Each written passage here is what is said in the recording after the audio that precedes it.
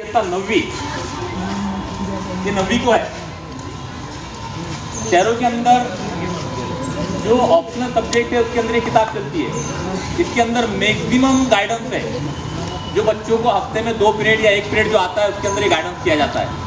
तो इस तरह से हम अगर यहाँ पर हमारे स्कूल में इसको खोलते हैं अगले साल से, तो 9th और 10th के लिए इस तरह की एक किताब आ जाएगी और उन बच्चों को गाइडेंस मिलेगा।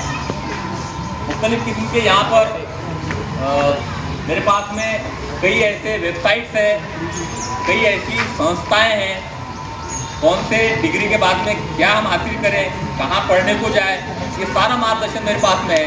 लेकिन यहाँ पर सारा की सारा बताने के लिए अगर मैं बैठूँ तो शायद शाम हो जाए, इसलिए मैं भी यहाँ हूँ और आप भी यहाँ हैं। ज़रूरत के तहत आप आइए, मैं आपको गाइडेंस करता हूँ। और इसके बाद मैं इजाज़त चाहूँगा कि मज़ीद कुछ किए बिना हमारे पास एक मेहमान आए हैं जो बॉम्बे से है।